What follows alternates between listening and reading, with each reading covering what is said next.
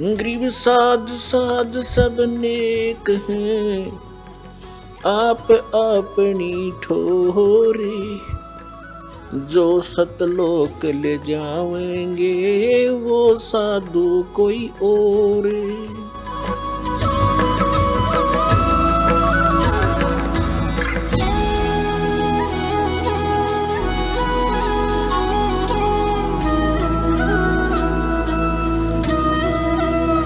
अब जो प्रसंग चल रहा था आज का कि सबसे पहले गुरु हो और पूरा हो।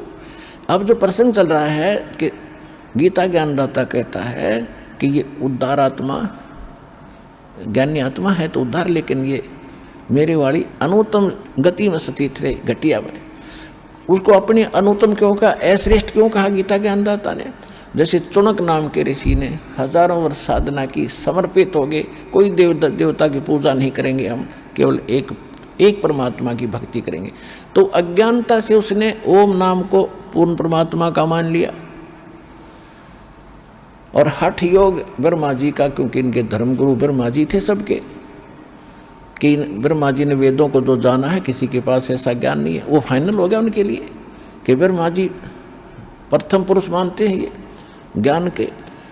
तो इसलिए निसंशय होकर उस गलत साधना पर आरूढ़ हो गए। हजारों वर्ष तप किया। गीता ज्ञानदाता 11वें अध्याय के 47-48 में कहता है कि अर्जुन, जो मेरा रूप तूने देखा है, ये भयंकर रूप, जिसको देखकर अर्जुन जैसा योद्धा भी कांपने लग गया था और कहा था भगवान इस लीला ने समेट लो। कहता है ये है मेरा वास्तविक रूप, और इसके दर्शन तेरे से पहले ना किसी को हुए, ना आज्ञा होंगे, ना किसी वेद में वर्णित विधि से, ना किसी जप से, ना तप से, ना किसी क्रिया से मेरे दर्शन नहीं कर सकता। इससे सिद्ध होगा कि वेदों में वर्णित विधि से भगवान प्राप्ति नहीं है। पुण्यात्माओं, आप शिक्षित हो, बालक नहीं हो, और सबके घर में तकरीबन जो साधक हैं हिंदू धर्म के, श्रद्धालुओं के घर में गीता जरूर पाओगे। गीता प्रेस गोरखपुर की प्रकाशित, और गीता प्रेस गोरखपुर से प्रकाशित है, वो हमारे लिए रजिस्ट्री कैसी है, जैसे तहसील में रजिस्ट्री हो जाया करे। हम उसको इतना ऑथेंटिक मानते हैं, इसमें जो लिखा है सही है, ये पढ़ कर देखना।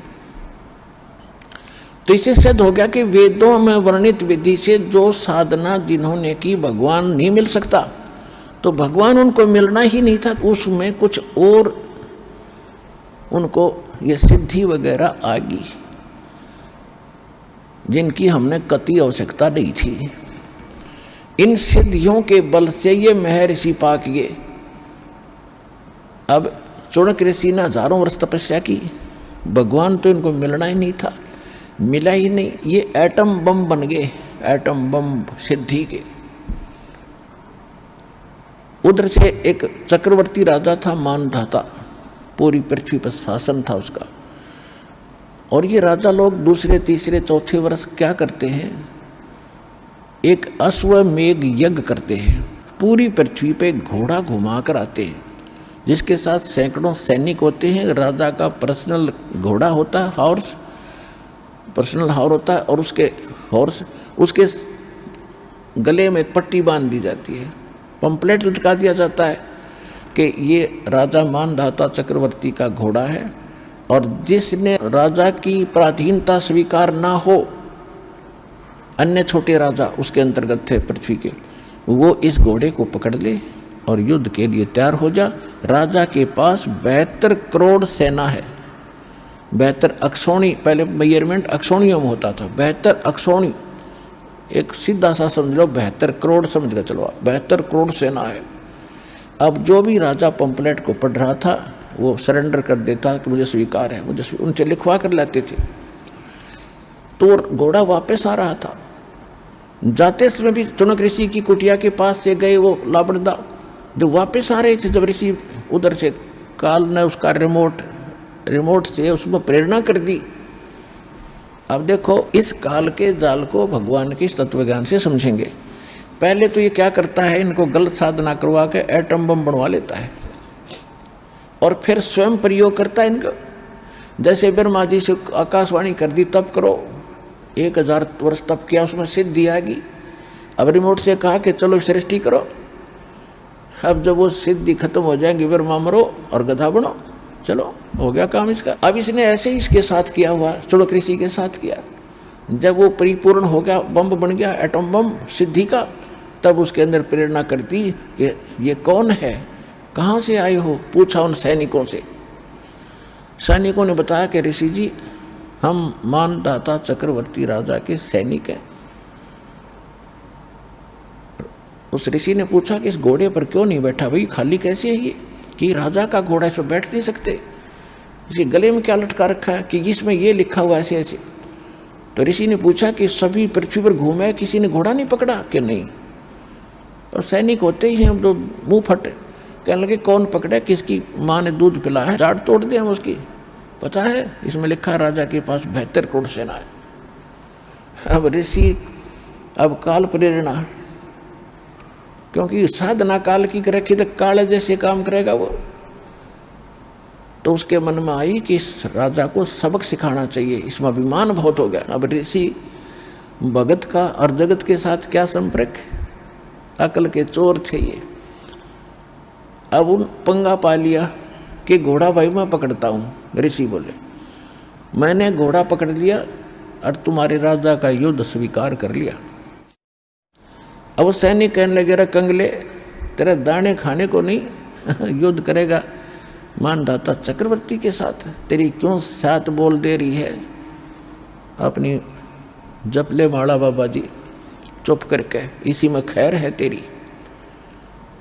अब ऋषि भी पूरा अहंकारी, वो भी काल था पक्का, कहने लगा भाई मैंने जो दौड़ लिया और घोड़ा बांध लिया, जाओ बे कर ले तुमने जो करना, कह दे तेरे राजा ने। अब देखो 1000 वर्ष तक डले डोए और क्या प्राप्ति की, सिद्धि। उस सिद्धि से 4 परमाणु बम बना लिए। वचन की शक्ति बहुत जबरदस्त होती है। इस साधना से जब सिद्धि आ जाती है तो वचन से, परमात्मा ने भी वचन से सब सृष्टि रची, और उस परमात्मा से थोड़ी बहुत हवा टायर में भर के अरियांडी पाक जाते हैं, थोड़ी बहुत भक्ति करके छोटी मोटी सिद्धियां प्राप्त कर ली। अब उस सिद्धि से उसने 4 पुतली बना दी है।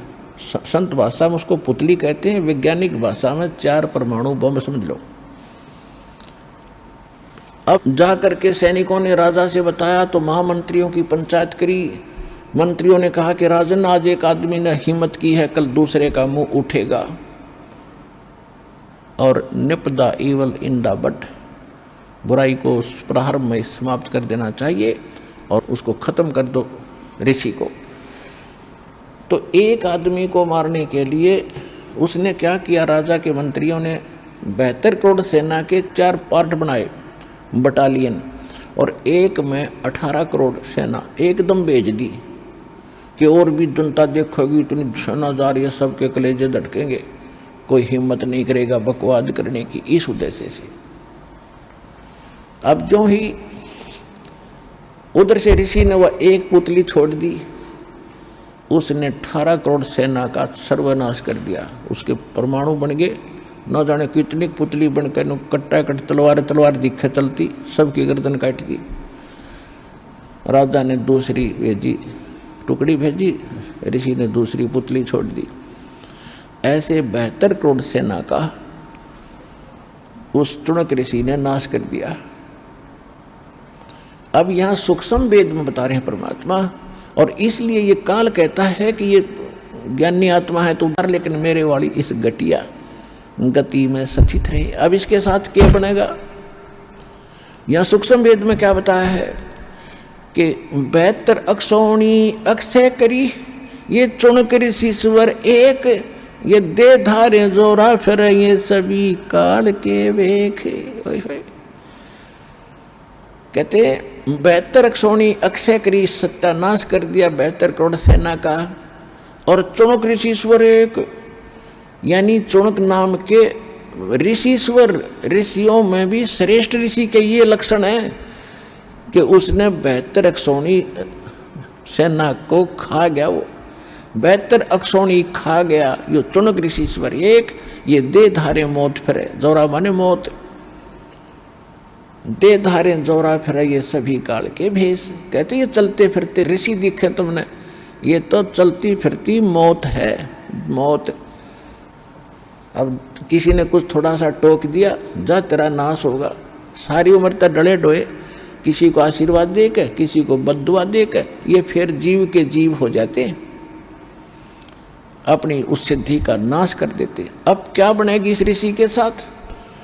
इसने ओम नाम का जाप किया, इसके क्योंकि जब तक हम परमेश्वर कबीर साहब की शरण में नहीं आते तब तक हमारे जितने भी पुण्य या पाप या भक्ति कर्म हैं ये अलग अलग से लिखे जाते हैं। तप के कर्म अलग से, जप के कर्म अलग से, पाप अलग से, पुण्य अलग से।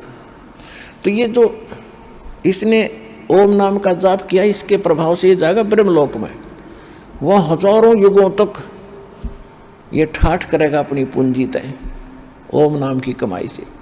उसके बाद तप से राज होता है, तप से राज मदमानम अर्जुनम तीसरे शुक्र स्वानम, स्वान माने कुत्ता। फिर ये जब वहाँ से नीचे पड़ेगा, ब्रह्मलोक से नीचे डाला जाएगा, उसके बाद ये बनेगा पृथ्वी पर राजा, चुनक ऋषि, उस तप के प्रभाव से। और राजा बने का आपको पता है ये किसी को बद करते हैं, ये कोई अच्छा काम कर ही नहीं सकते, अपने कुछ कुल के लोगों से अतिरिक्त किसी को कुछ नहीं देते थे, और न जाने कितने जीवों को लूट लूट कर सत्यानाश करते हैं, शिकार खेलते हैं, पता नहीं कितने पाप कमाते हैं। और फिर ये बनेगा कुत्ता, जब राज का भी समय पूरा होगा एक दिन, फिर बनेगा ये ऋषि कुत्ता, और इसके सिर में पड़ेंगे कीड़े। और वो 72 करोड़ दो सेना मारी थी, जीव को चाहे शक्ति तो सिद्धि तो मार दे वचन से, चाहे तलवार से मार दे, एक जैसा पाप है। तो वो चुन चुन कर बदला लेंगे, इसके ऋषि के सिर में कीड़े खाएंगे इसको। तो इसलिए गीता ज्ञानदाता कहता है कि ये मेरी साधना 7वें अध्याय के 18वें श्लोक में कि ये हैं तो उदार व्यक्ति ज्ञानी, लेकिन मेरे वाली उस घटिया साधना में ही लीन रहे, क्योंकि इनका जन्म मरण मिट नहीं सकता। जब तक जन्म मरण का रोग नहीं कटेगा इतने परम शांति नहीं हो सकती। और वो जड़ी इस दास के पास है, इस विश्व में किसी के पास नहीं है।